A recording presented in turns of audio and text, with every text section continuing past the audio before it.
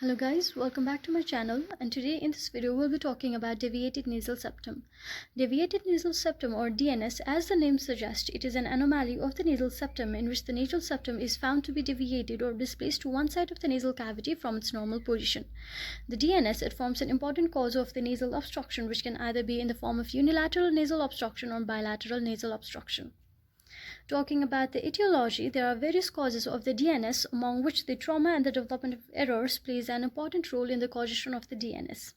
Some of the other causes of the DNS are the hereditary factors, racial factors, mass, or it can also be idiopathic. Now let's talk about these etiologies individually. Talking about the trauma to the nose can occur either in the form of a lateral blow or blow from the front, or it can also occur during the difficult labor when the nose is pressed against the birth canal during its passage through the birth canal. The trauma during the difficult labor forms an important cause of the DNS. The other causes are lateral blow in the nose, which can result in displacement of the septal cartilage from the vomerine groove and the maxillary crest. The blow from the front can result in either duplication, fracture, buckling, or twisting of the nasal septum. Talking about the developmental error, we know that the nasal septum, it develops from tectoseptal process, which descends and meet with the two plates or halves of the developing palate in the midline. The further development takes place during the primary and the secondary dentition, where the palate descends and widens to accommodate the teeth. The developmental error can occur in the form of unequal growth between the palate and the base of the skull, or in the high arch palate, or in the form of the cleft lip and palate, in which ultimately results in the deviated nasal septum.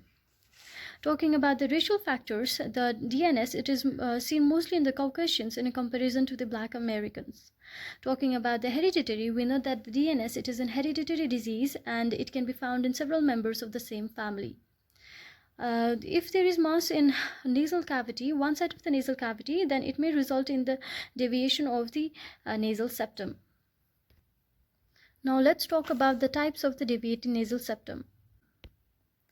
This is a picture about the different types of the deviated nasal septum. There can be either anterior or caudal dislocation, C-sep deformity, S-shape deformity, septal spur, or septum thickening. Talking about the anterior or caudal dislocation, here the nasal septum is simply deviated from its normal position to one side of the nasal cavity. And it is better appreciated when the patient's head is tilted backward and we look at the base of the nose.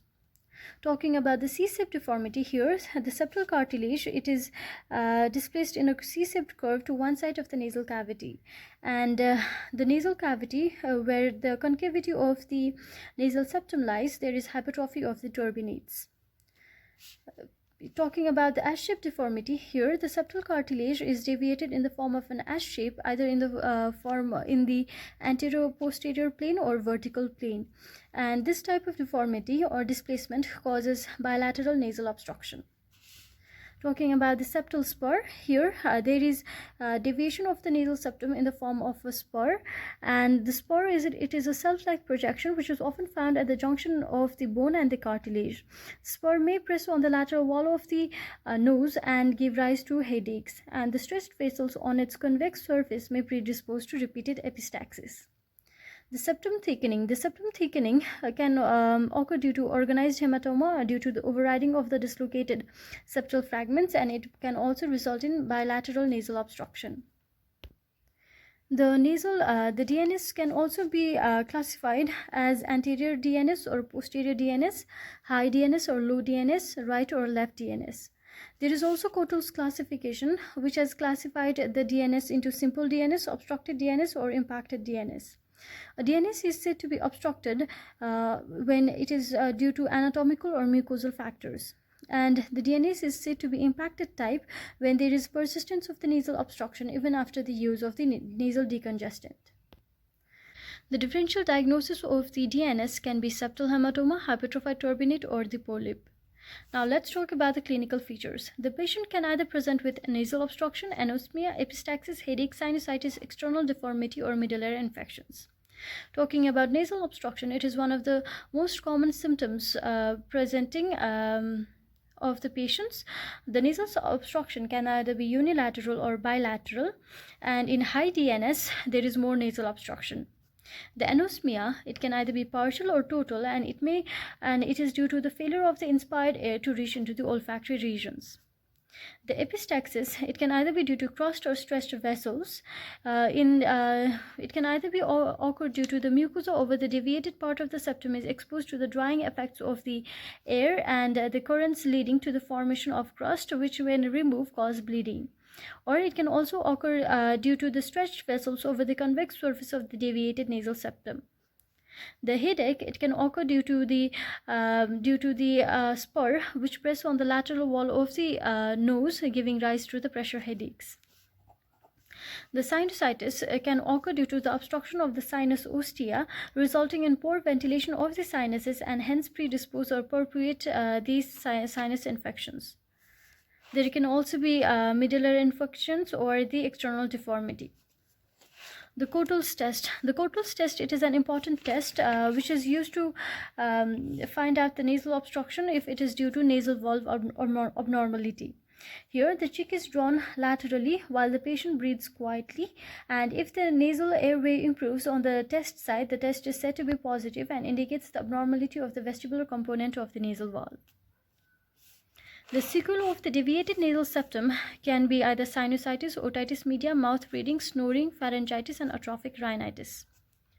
Now, talking about the treatment, if there is only minor degree of the DNS with no symptom, then it does not require any kind of treatment. But if the patients are symptomatic, then treatment is necessary.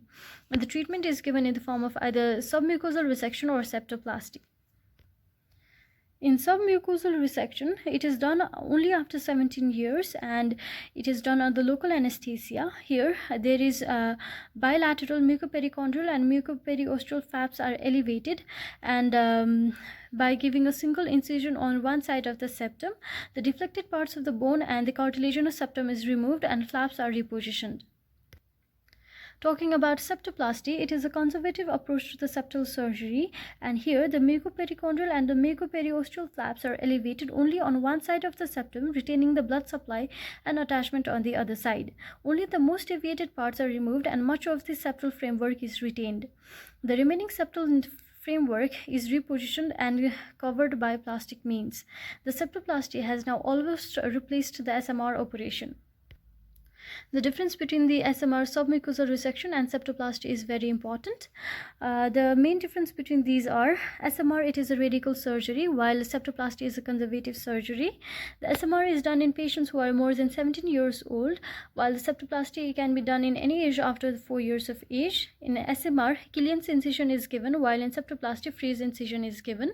In SMR, there is bilateral mucoperichondrium is elevated, while in septoplasty, only the mucoperichondrium is elevated on the one side.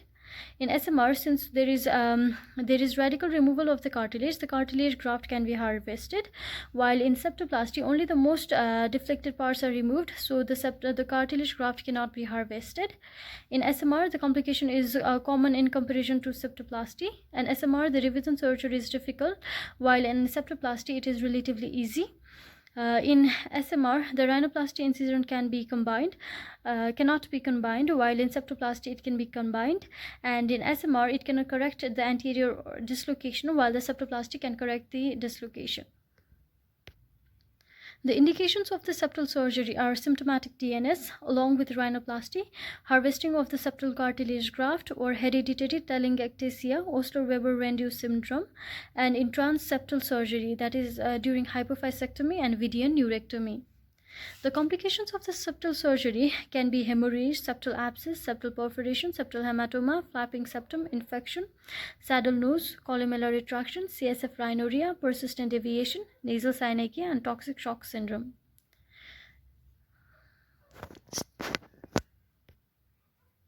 The Coatell's line. Coatell's line, it is a line which is drawn from the frontal spine to anterior nasal spine, and the deviation anterior to the Coatell's line can be treated by septoplasty only, while the deviation posterior to the Coatell's line can be treated by septoplasty or SMR. Thank you guys for watching my videos. If you like the video, do share, subscribe, and comment, and stay tuned for more videos.